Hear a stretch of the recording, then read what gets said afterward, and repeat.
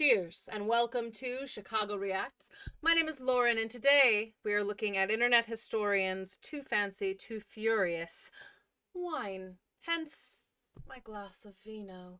I'm sure we're going to learn lots and lots about wine today, so before we begin truly, this is what I know about the wine I'm drinking. It is a Georgian wine. It is an Aladastori. Georgians have been making wine the same way for somewhere between 4,000 and 6,000 years. Most people say about 5,000, but they've been making it the same way forever. It's still really good. A lot of them, the ones that I've tried anyway, tend to be a little bit on the drier side, which I appreciate. So this one, again, like I said, is an Aladastori. I haven't tried this one before, so bottoms up. Interesting. Okay, so like it follows in with a lot of the Alida stories that I've tried before. It's like it's dry, but not overly full bodied. I'd give it like a medium body. It's got almost a sour note to it. Almost. It's not quite there. A little bit of a tang. It's very fruit forward on the nose. Like you can really, really smell the berry in there. It's tasty. It's tasty. It's good. It's like an easy drink. Like I wouldn't it's not difficult to drink it, which is going to be problematic. But yeah, like almost tangy. That's interesting. It's very interesting. I find it fascinating. Wine is interesting in general. I'm looking forward to seeing what the internet historian has for me. So, without any further ado, let us begin.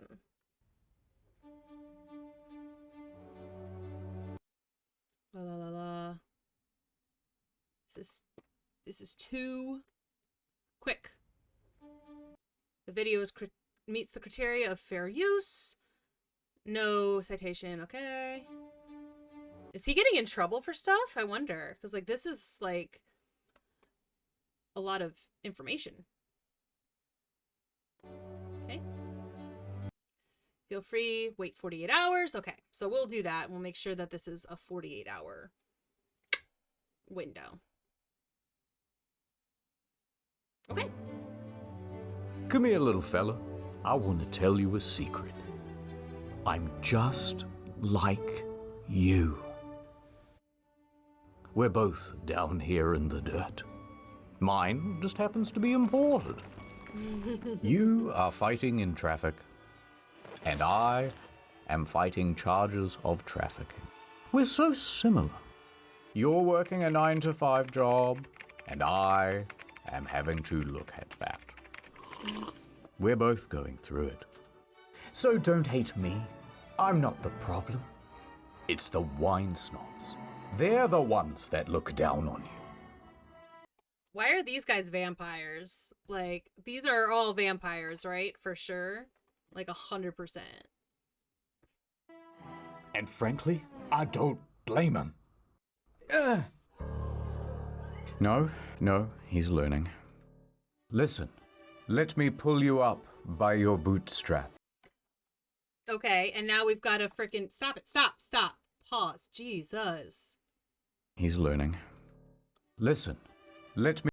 So this is Doctor Who, by the way. This is The Fires of Pompeii, Season 4, Episode 2 of David Tennant and Donna Noble is what we're watching right now, only with the internet historian's face instead of David Tennant. Let me pull you up by your boot... See, there's Mr. Capaldi.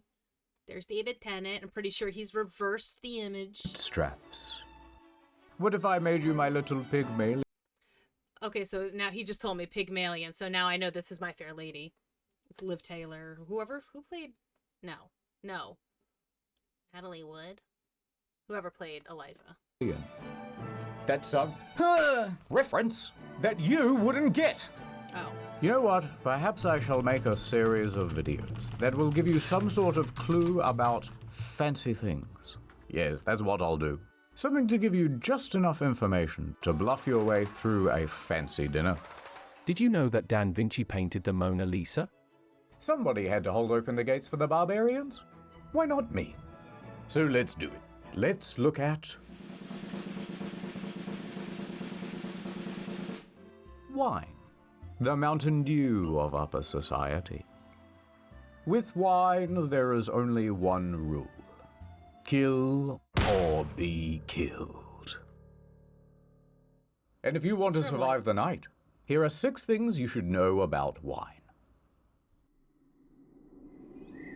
To you muggles, the words on these bottles must seem like a mystery. Pie not no ire? But us landlords, we, the pink Himalayan salt of the earth, we know what they mean. They are grape names. Look upon this grapevine. It makes grape berries. Now, there are many different species of grape berry. And whatever the berry species is will determine the type of wine. This is Chardonnay, so it will make Chardonnay. Merlot grapes, they make Merlot wine. Grape names are mostly French. Gross. But for example, in English, Pinot Noir means black pine, because it kinda looks like a black pine cone if you squint. Here's some of the other names you could... If you squint and you've never seen a black pine. Okay, Pinot Grigio, gray pine, sometimes also called Pinot Gris. Sauvignon Blanc, wild white, Cabernet Sauvignon, wild Cabernet. The Cabernet bit means something like black grapevine. Interesting.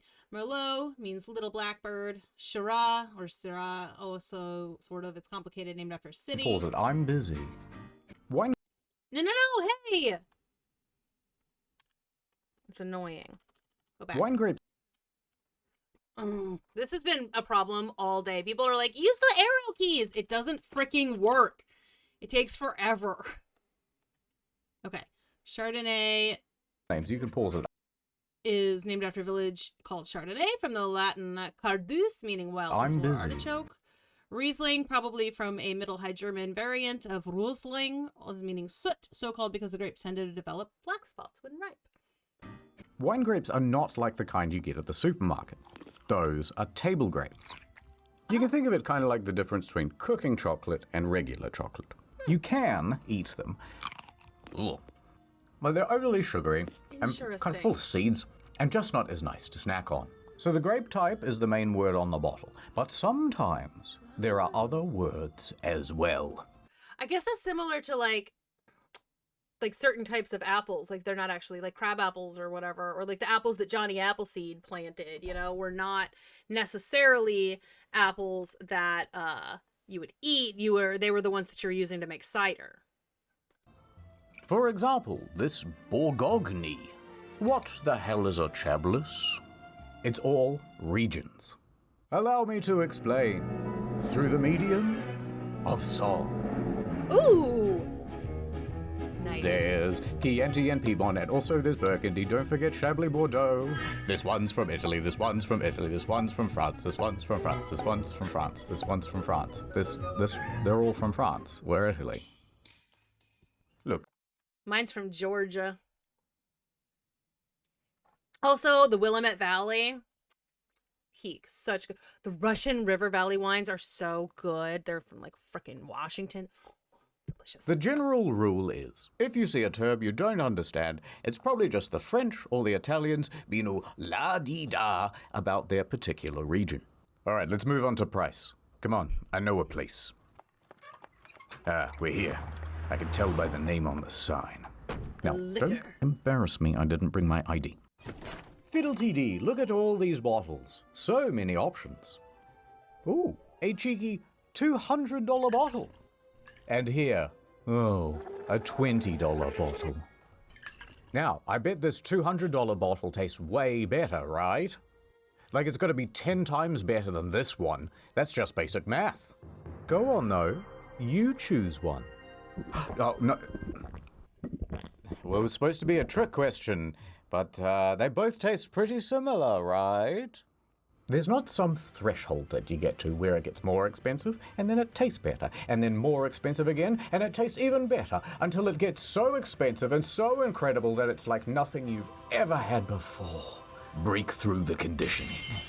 This is just old. Oh God, that does rub me the wrong way though. Like if that's not grape juice and it's wine in a pint glass, that does injure me a little bit. Old grape. I will say that it is grape juice. Okay. I know people who will just pour wine into like freaking coffee cups, and I'm just like, I judge you a little bit. Just a little bit. I mean, if it's in a solo cup because you're at like a specific kind of like 4th of July event or something, that's one thing. But like that's what stemless glasses are for. Grape juice. Now, if you're a little bi-curious about a more expensive bottle, sure, why not? Gold letters grace the label, hand engraved by goldsmiths. Famed wine critic Goldsmith. Mr. Smith when he was gold. That's pretty good.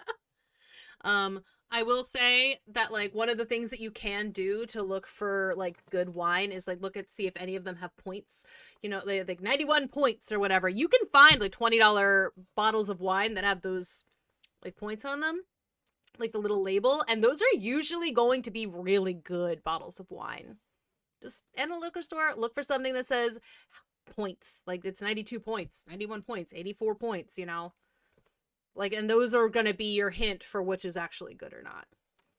Except for, I will tell you, I don't think this one has points, but Snoop Dogg's 99 Crimes wine, his like red blend or whatever, actually really good. described the taste as mind-boggling.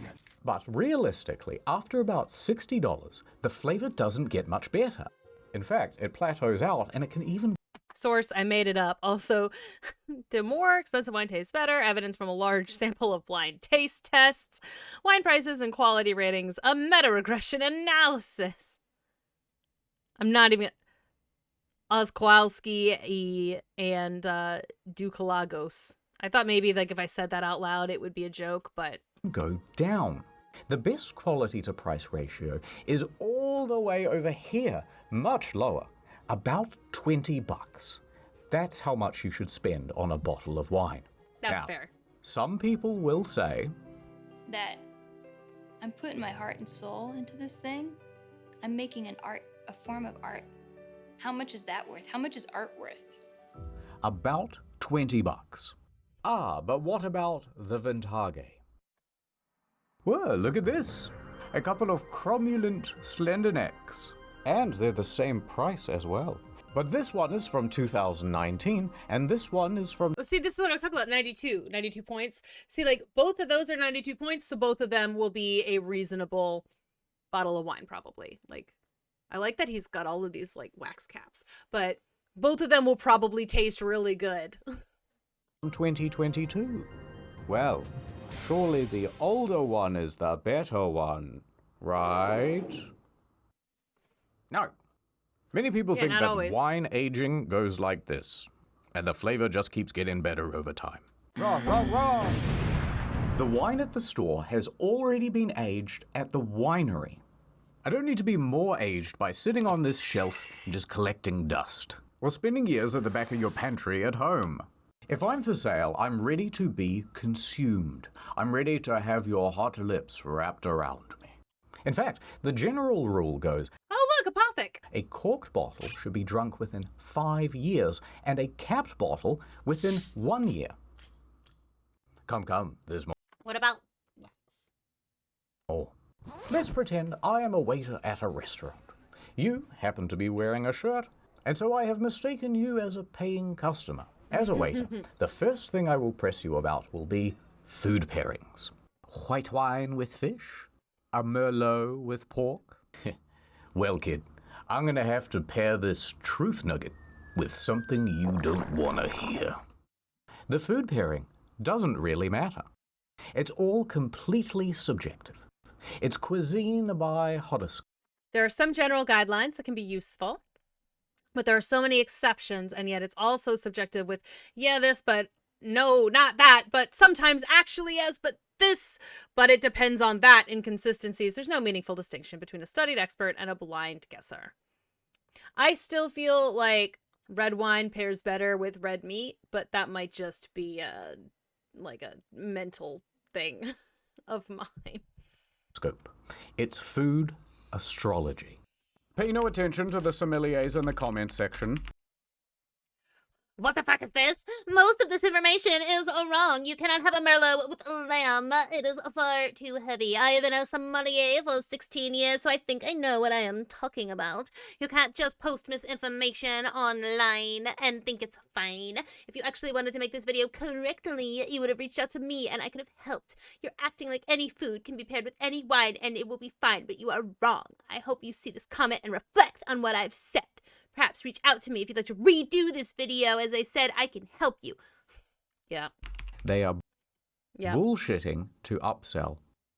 Get the more expensive one. It goes better with the spaghetti. Or they Honestly, when people ask me, oh, Pisces, I wonder what he's going to say about me. But like we've got this one wine and it at work. It's a Georgian red. It is again our most expensive wine.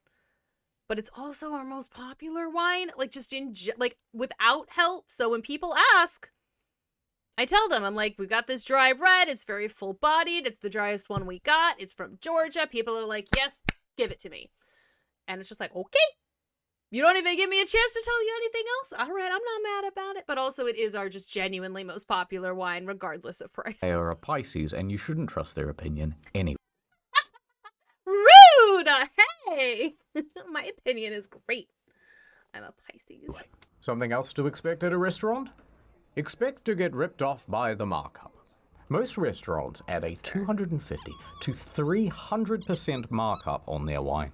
And the cheaper the bottle, the higher the proportional markup tends to be.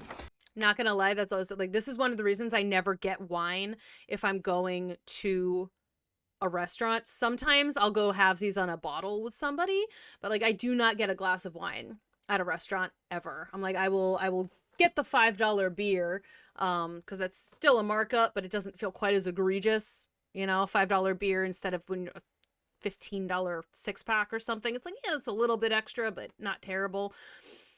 But the wine is always so bad. It's like this bottle of wine we're charging, you know, $50 or whatever. I've seen it at the grocery store for $25. That's pretty bad.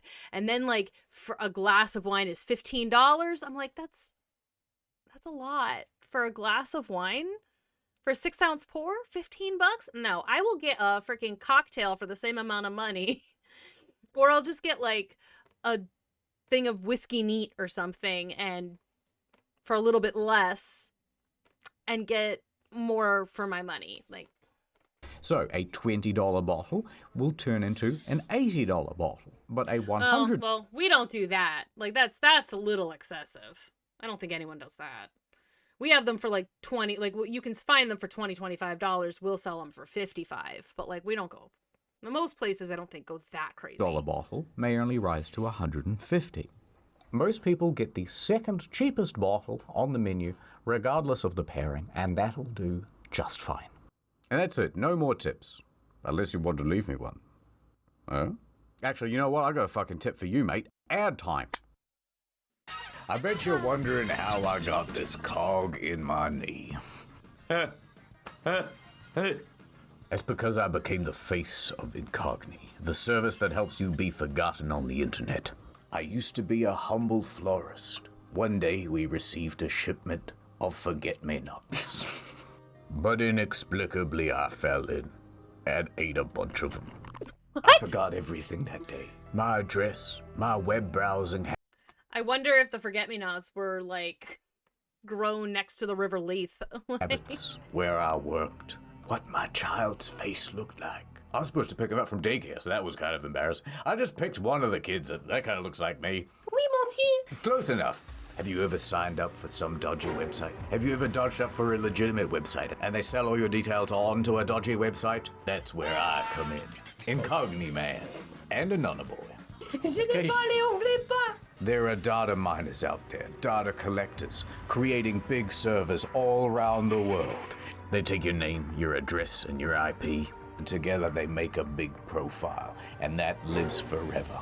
I am here to send them annoying legal notices to tell them to fuck off. Take Steve off your database. European law this, American law that. Go to incogni.com/internet store to get 60% off an annual plan. The cog signal. Wow. I swoop into the data centers. Legal notice. Tangle up their processes with admin. Who are you? I don't know. Oh, wait a minute. Inganakni Nam. I like that he's just making himself laugh with this one. Go to incogni.com/internet historian. Ah, Incogni Man. Remember hey, me? NordVPN man. Yes. No. Who's the kid? Je suis très affamé, monsieur, s'il vous plaît. Whoa, that's a good deal. Ad over. That is a good deal. Welcome to the Wine Underground. We have our meetings here because it stays at a very pleasant temperature. You know, us wine masons, we control everything. We are few, but many. That doesn't make sense. Look at the No, back it of this doesn't. bottle. See the No Fat Chicks logo? We put that there. It is the symbol of our organization. Get some boned. We have a dirty finger in every glass of government and corporation stuff. If Ew. you cross us, whoops, perhaps you'll have a little accident. Last year, little upstart tried to make wine actually taste good.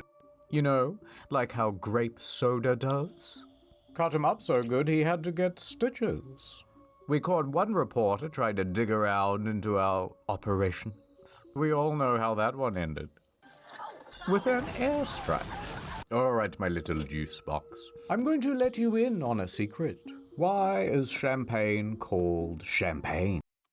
Because it's from the Champagne region of France. Otherwise, you just have to call it whatever it's called, like sparkling or prosecco or something. Brut. Like, it's good, but if it's not from Champagne, it's not called champagne. I've actually had proper champagne from Champagne. It was fine. I feel like that was one of those like random New Year's that there was a neighborhood party going on, and at some point some of us, we were probably 19 or 20, we left the party to go across the street again to drink the champagne that some kids had brought back from when they'd been there. Like, I don't know. I've had some weird New Year's. Well, I'll tell you. It all began in 1668.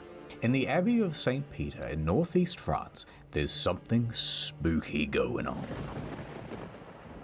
It's springtime, and in the That is cellar where they spooky. keep all the wine, bottles would suddenly, unexpectedly, Explode. explode. Yep, knew it. That has happened to me at a restaurant I was working at. And like it's so startling. This was like a prosecco, and like we used to carry, put them in the honeycombs up top. And one day we were just doing our normal thing, and one of the things, just like the cork went flying, just the whole bottle. It was terrifying. It was really, really startling. Now, this was especially common during morning mass. Ho ho, that's a bad omen. The devil! Sometimes the explosions would cause little chain reactions, and bottle after bottle would break down the line, ruining. Parishes were often in charge of producing and storing alcohols for the village, sometimes for ceremonial purposes, e.g. the Eucharist. I think that's how you say that. But also just as a community thing and a mean of controlling the supply of alcohol. That's called the Eucharist, right? I think so. The majority of the crop. The peasants were frightened and also parched. And also, like, where's my booze, bitch? Where my booze at? Sacre Blue, lay wine. What is happening? The monks would refer to this as Oh. the devil's wine. Ley wine is cursed. Le God, he must be anger at us. We need a hero. In walks Dom Perignon. Very good. Also, I've discovered I have a cut on my thumb, and I don't know where it came from. Huzzah. He is just the man for the job. A Benedictine monk at the abbey. He's got a new role, the cellar master. And it's his mission to find out what the hell is going on here. I want that job. So Dom starts looking at all the bottles. And what he figures out pretty quickly is that the wine itself is releasing gas. The gas builds up pressure, and why that is happening, he doesn't know. But it's his job to stop it. So he gets to work, trying all sorts of things to stop his mortal enemy. The bubbles. The bottles. In the first year, he tried insisting that only the youngest grapes be picked. Perhaps this will stop your bubbles. And it didn't. The next year, he changed up how the grapes were pressed. Push harder, we'll squeeze out the bubbles. Son of a bitch. Is he going to do a different accent for the next time this guy talks? Because that's 2 so far. He tried picking the grapes very early in the morning and no other time. Nope. And on and on. Or can he not? He can only do those 2 accents, so he just did 1 Italian and 1 French. The bubbles would win the battle every year. For 8 long years, he tried all sorts of different things. And no strategy worked. No, the bubbles. Eventually, he was at the point of almost giving up. Until one day, hey, what if the wine is still fermenting? So he takes a couple of the bottles and he opens them and, it is. We ferment the wine. Once it's done, it goes into the bottle. How does it then start fermenting again? How is that possible? And here the mystery was solved. So it turns out, in North France, they have very fast changing seasons. And owing to that, the yeast doesn't actually get time to do its job. Instead, it would get cold very quickly in the winter, and all the yeast would go dormant. Then the winemakers would go, oh, brilliant, fermentation slowed down, it must be done. They would then bottle it, and they would store it. But once summer came back around, the process would spring back to life, and carbon dioxide would build up, and...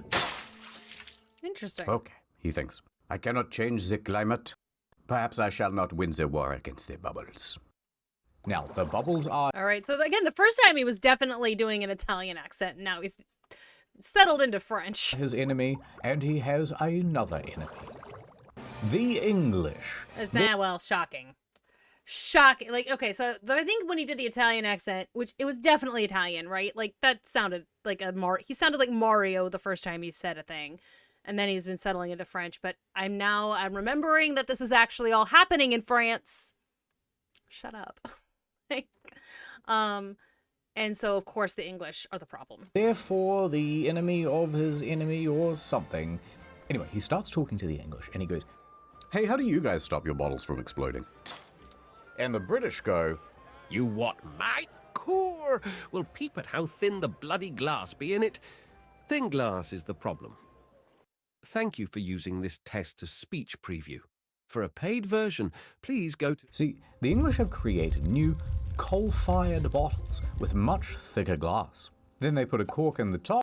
The growth of England's population and industry led by King James I to be concerned that the growth of England's population and industry, there it is, led King James I to be concerned that the forests would be over-harvested and stripped bare. This was especially a problem at the time because it would mean not enough timber for the Navy to make ships.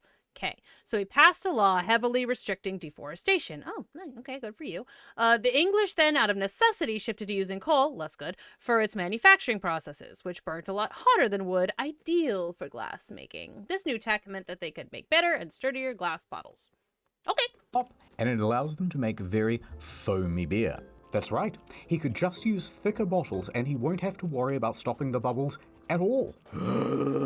So Dom goes running back to France. He's panting, he's sweating, and there's bits of brie on his shirt. He's going, better bottles, better bottles. Everyone's confused and terrified. But they give it a shot. Bottles. And there it was. The people of France loved it. I love this new style. Even the French royal. See, again, that sounded like, it's like a weird bastardization of like a bad French accent and a bad Italian accent. Like, what? Where's the at? Royals were enjoying new wine, TM. He even started adding extra yeast and sugar to really get the bubbles going. And so Dom Perignon had created what we call today champagne. I did not realize that Dom Perignon was a guy. Also, I'm not sure I believe that he was. I didn't realize that there was a dude, like a specific monk. Well, we all raise a glass to Dom Perignon. We thank you for the amazing champagne and the bad French accents that are going to plague this entire video. And that one Russian. So, Okay, see? I never said that I was any better, to be fair. We thank you for the bad accents that are going... Nope. That are going to plague. That's Russian again. I just want to do Russian, apparently. I give up. We're done. Now, there's a 19th century marketing campaign that says the moment he uncorked his champagne for the first time, he Oh, he is a real person. Okay. The story goes that when Dom Perignon, come quickly, I am tasting the stars. All right. I am tasting the stars. tried it and said, come quickly, I am tasting the stars. But that's actually a myth. He never Aw, boo. I can only do accents if I'm actually reading something in the language, which is not ideal. But if I'm reading something in the language or saying it in the language itself, I'm great at accents. If I'm trying to do just an accent, I can't do it. never really said that. But there's still a problem. And this one, Dom cannot fix. The pulp. If you bottle wine while it's still fermenting, so that you can keep the bubbles in, you're also trapping in a bunch of dead yeast and debris and gross Sediment. particles too. Also, it's all cloudy. No, we want it clear. We want it crystal looking. How will we ever solve this problem? Dom dies. 1805, in walks Madame Clicquot. She's just the man for the job. I'm Okay. also French. I have come to remove all the little bits. I will I've come to remove all the little beats. Is she going to remove the issue of, like, teeth staining? Because that's an issue. That's one of the reasons I do not ever, except for today, drink, like, red wine here on this channel. My teeth just absorb it. It doesn't matter how much I've brushed them recently. clench my teeth together and go pitu back into the bottle. Now, Madame Clicquot was a very shrewd lady. Her husband died when she was in her early 20s, My husband is dead. Lol. and part of the estate she was bequeathed included a winery. She immediately got to work, making it into a successful business. I shall invent a process called lay riddling. Here's what you do, right? You put these bottles on a rack at a 35-degree angle with the How top did you- facing How did she figure out the angle? Damn. down. Every 2 days, she would give the bottle a little shake and slightly increase the angle. After 8 to 10 weeks, all of the sediment would come to rest in the neck of the bottle. All right, quick tangent. Did you know that when you increase the salt concentration in water, you can drop its temperature down much lower without it freezing? Tangent over. So she takes this sub-zero salt water and dips the neck of the bottle in there, then lets it sit until the neck freezes. Technically, Madame Clicquot did not invent this part of the process. That came later. Riddling is just the tipping it upside down. Okay. Now you have a sort of frozen cork filled with all of the gross pulp, and then you simply pop off the top. Oh. And the whole thing goes shooting out as a fun prank for your Cool. friends and family. Then they add in a little more extra base wine and sugar and leave it to age. And with that, Clicquot has just created a clear, sparkling wine. And that is Ridley. And Madame Clicquot is... The Riddler. Lovely. Thank you. Thank you. So Dom Perignon and Madame Clicquot are both credited as the godfather and godmother of champagne. Today, the Dom and Clique brands are owned by LVMH, the same parent company. All right. So, like, I mean, the Roman numerals for 55, 1,000, and nothing. I don't think H is a Roman numeral. That owns Louis Vuitton, Tag Heuer, Tiffany & Co., Hennessy. Actually, pretty much every luxury brand. Oh, great. Death. But why is it called champagne? Because that's where it's grown. Well, that's because it comes from the Champagne region, you dummy. And anything else with bubbles is... Sparkling wine is the higher order term. So champagne is a type of sparkling wine. There are different types of sparkling wine. Prosecco has been the most notable, although its production process is different. Oh, okay. As instead of being fermented, the bottle of wine is fermented in pressure-resistant metal casks. Oh, instead of being fermented in the bottle, the wine is fermented in highly pressure-resistant metal casks. That's interesting. Madame Clicquot arguably invented the rosé. Ooh, good for her. Yes, rosé all day, Madame Clicquot. Also, many of these first champagnes were made using red wine grapes. Cool. Just sparkling wine.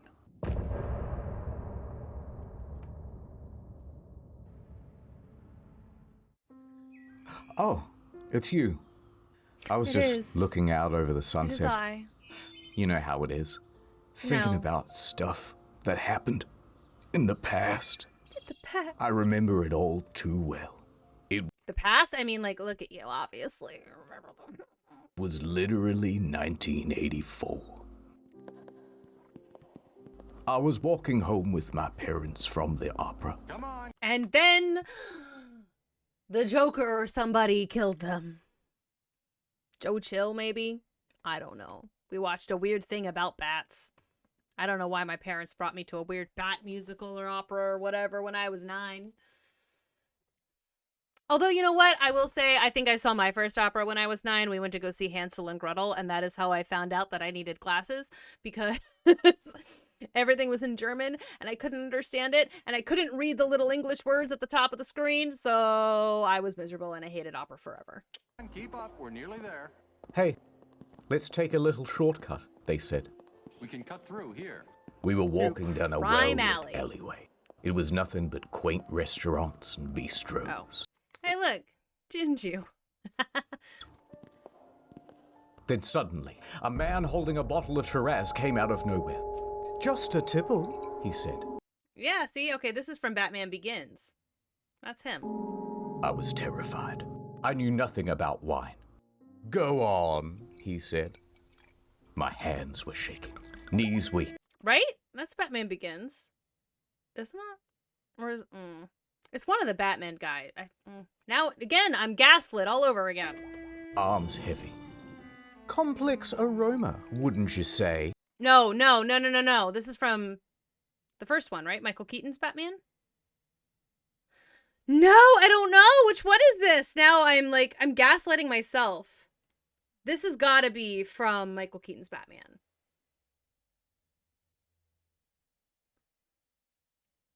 Right?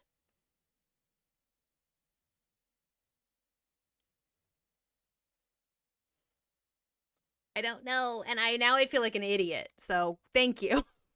Everyone, lambast me in the comments. Just make me feel like a fool.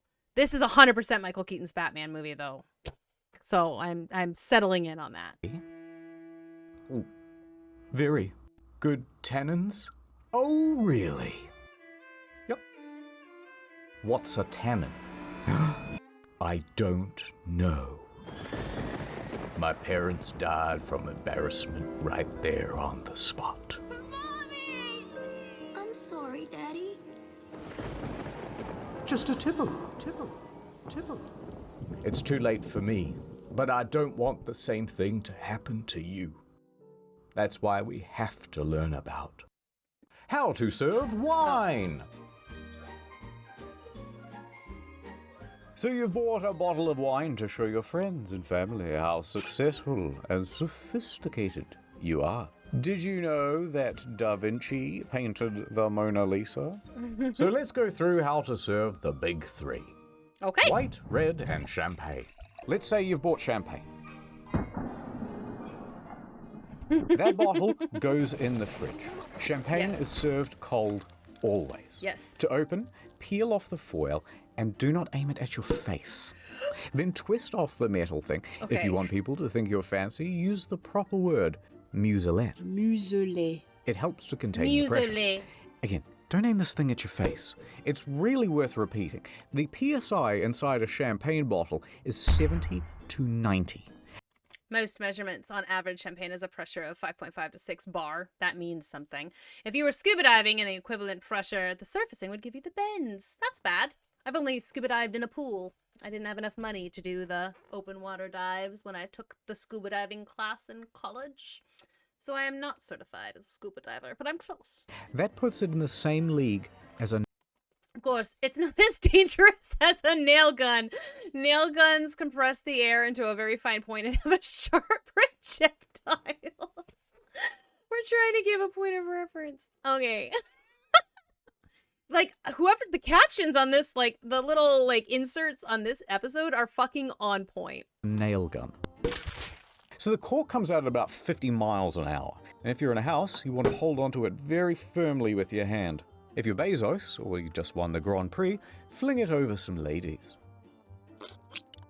But if you want to be really fancy, you can use a sword. This has been a tradition for a couple hundred years, popularized by Napoleon.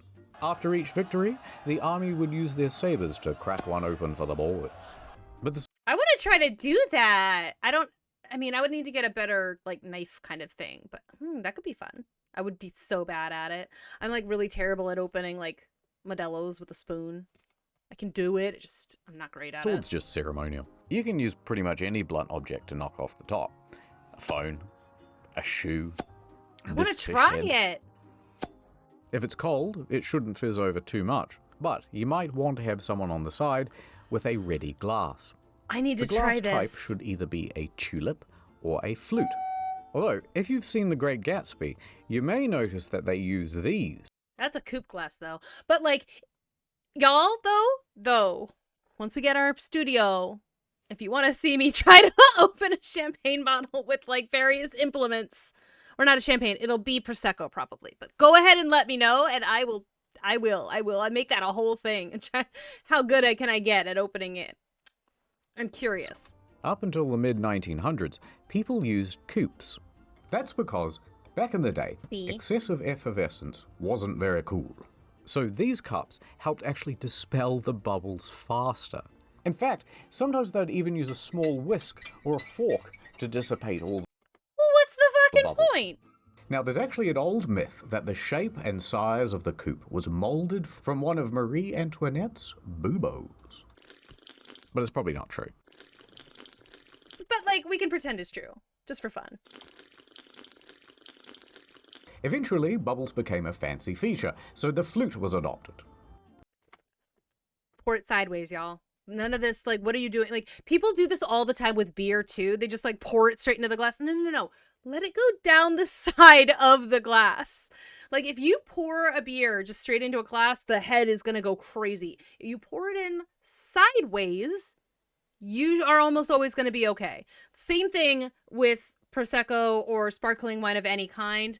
Hold it at an angle. Like, you hold the thing's in the way, and everything's at an angle. If everything's at, just let it go straight down the side of the glass, and then you don't have to worry as much about it fizzing over. They can be made from glass, but preferably they're made from crystal, so that they shimmer as... Crystal is a type of glass with added minerals baked in. Traditionally, the additive was lead oxide. That's bad. The additives give a glass more strength, allowing them to be made thinner than regular glass. Also, so much more breakable. Like, it's so, like, ugh. It may give them more porous, giving them extra sparkle, and makes it so much more easier to just tap it wrong with like a flick of your finger and have the entire thing shatter. as much as possible. And the best flutes would also feature a small rough spot right there at the center of the glass at the bottom to create a sort of tornado of bubbles. Anyway, Cool. as you pour, tilt sideways so it isn't all head, and don't pour more than 2/3 full. Unless you're me and you're pouring it for the people at work, or for the people at my table, I always fill it up to the top. I'm trying to give them a little more bang for their buck. Done. White wine. White wine is best served chilled too. 10 to 15 degrees though, not fridge cold. Oh no, stop it! The fridge is usually around 4 degrees Celsius, they're 39 Fahrenheit, but you can serve it this cold too. Narrator is just speaking about best practices. Which is fair. I mean, like, honestly, most places that I've worked, we serve we have the sparkling wine and the white wine in the exact same fridge. Like, it is what it is. I'm also about to judge this person's fridge really hard. So we've got the high noons. I like that there's like a little space specifically for the high noons. And then I can't tell what those green bottled beers are, or the green cans are. We have the butter, we have cantaloupe and watermelon that she hasn't touched. She's putting in like raspberries or something. Mostly, we've got a jam over here. that's been used quite a lot. Some juices, lots of wine, like a bunch of fruit down here. This lady is making cocktails. All right. Okay. Slight judgment, but like, sure, why not? Have fun, lady. She's making a lot of cocktails, and the only thing she's eaten all week is spaghetti. Use a small glass bowl and pour to about half full. And when you drink, do a little sniff test and, aerate it a bit.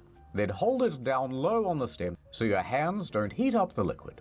If it's not to your taste, cut it with 50% Sprite and add a few ice cubes. No, ew! Done. Gross. Red wine is not chilled. It is served at room temperature. Strictly speaking, it's cellar temperature, so it's more like 16 to 18, but that's nitpicky. Also, even more strictly speaking, there are distinctions by the types of reds served. Pinot Noir is served at 55 Fahrenheit, but almost nobody bothers being this precise. Also, there are certain reds that do taste good chilled. Like, there are certain ones that are just actually better if you chill them a little bit. When you first open it, you're supposed to let it sit for a while to oxidize. That gives it more flavor. Although, if you don't want to wait, you can just pour it into a decanter. That does the same thing. The decanter oxidizes the wine, but technically its main purpose is to decant. Red wine, especially the aged stuff, has solids that either haven't been filtered out or dissolved into the liquid. Over time, these precipitate out, and you get a bunch of grit at the bottom of the bottle. We always call it sediment. The decanter lets you pour the wine out easily, so the grit doesn't make it into your cup. That's pretty cool. To drink from, we want a big bowl on a stick. So you get... See, this is not necessarily the best type of wine glass to be drinking red wine from, but it's also all I have, so... a full face of the aromas of the grape blood. When you pour the thing, fill it about 1/3 full. That's... See, this is as much as I should have had. I filled it up to here because I'm not a pussy, I guess. pretty much it. However, when it comes to wine snobbery, red wine snobbery is at the top of the Maslow hierarchy. Crushed white rock. It's like almost like a rock quarry. Oh my god, shut up. And there's a taste testing thing that people do, and it'll go a bit mental, and it's kind of gross, and it looks dumb. But if you think you're ready for the ultimate test, ready to take the one-chip challenge of enology, then here's how you do it. When the waiter comes over, insist on taking a teensy sample. Inspect for color, clarity, and legs. Legs refers to how viscous the wine is. Smell it. Smells like a red wine. Swirl it around on the This is not viscous at all. Like, it's not doing nothing. table, making a loud scratching noise so that everyone knows you're a connoisseur. Swirling the wine glass is almost like turning up the volume on the stereo. When you taste it, you're supposed to get it over every part of your mouth, so that when you brush your teeth later, it's awful. Then take in big sips of air. This is where you comment on the texture and taste. That definitely made everything so much worse. I hated that. Didn't like that at all. And also, as a person who has been a server for people who do this, it is really weird to just stand there and be like, you don't know what you're, because they always say yes. It's like, they always say yes anyway. Like, whatever I bring them, they're always like, yes, delicious. Like, I've never had anyone be like, actually, I don't like it. Not once. Complex notes! You yell across the room. Now there's Something tobacco, something birch, something tannins. This is the best part. You can just make shit up about vanilla smatterings or citrusy undercurrents. I swear, there's a hint of blueberry. It's one of those things that's kinda true. Wines do vary a lot in flavor and have many different subtle tastes that people are able to pick out. These are reactive aromatic compounds brought about through the sugar content of the grape, type of grape, soil, climate, acidity, method of fermentation, as well as a secondary fermentation process called malolactic fermentation, which shapes the texture of the wine. To boot, woody compounds that leach into the mix too, e.g. from aging in an oak barrel, like oaky Chardonnays. Ugh, I'm not a big fan of Chardonnays, but buttery Chardonnays are way worse than oaky Chardonnays, in my opinion. There are no artificial flavors added, e.g. if there are chocolatey notes, that's owing to there being reactive compounds in the wine mixture, pyrazines, appearing there organically. Wine through its production is able to bring about traces of these, but just a hint of them, not really a real flavor as such. But it is fun to know certain buzzwords. Like I have to sell wine to people a lot, and I've gotten really good at certain buzzwords and like literally been listed on Yelp. It's like, oh, the server really knew what she was talking about. It's like, no, I didn't. I made everything up. It's not real. But subjective enough that no one can really refute you. So make a big show of it. There is a little bit of an earthiness, almost a graphite clay note to this. Dude, graphite, like, that doesn't sound good, though. Like, what, you want to lick a pencil? A little bit meaty. It's a little bit sort of rustic. There are definitely hints here of Monster Ultra sugar-free. If this is a taste test, and you're sampling dozens of wines, you want to spit out the sample into this gross... If you're tasting 100 bottles across the afternoon, this makes a lot of sense. Also, they often have crackers to chew or coffee beans to sniff as sort of a palate cleanse. Sometimes there's also a dump bucket, which is used to empty the rest of the glass rather than spitting. Because if it's gross and you don't want to drink any more of it, just dump it, and then you can go on to the next one. bucket, so you don't get too drunk. Do not ask the waiter if you can drink from the bucket. It's the waiter's privilege, and he's very protective of it.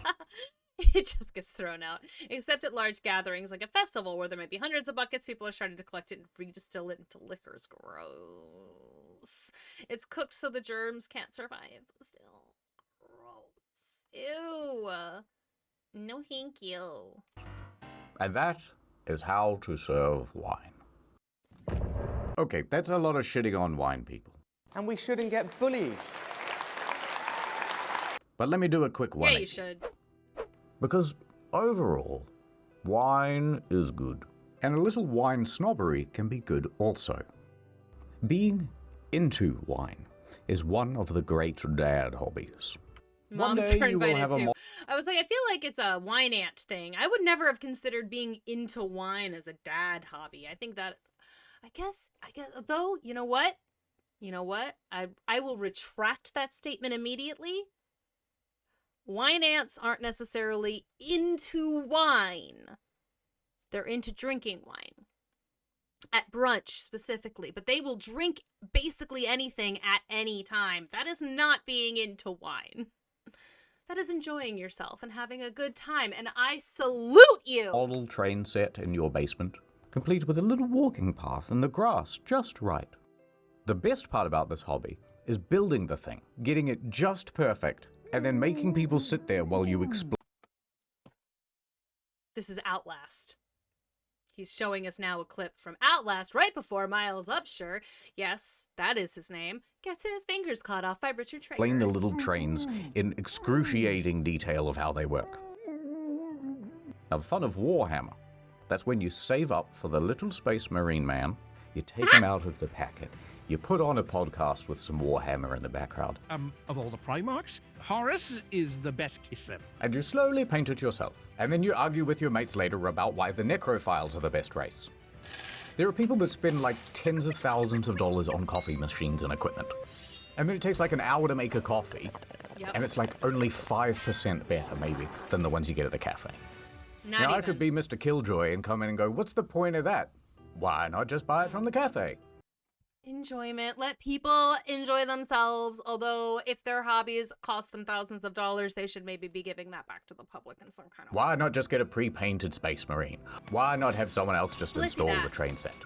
No, I mean, all of that I understand. Like, doing something yourself is a lot of fun. That I understand. But a lot of these people who are into things like wine or whatever, they're just like, they just are into it to show off how much money they have, and that's where it's annoying. But then there's no ceremony, there's no fun, there's no hobby. Right. Wine is very similar. They're getting a little bit too obsessive about the thing.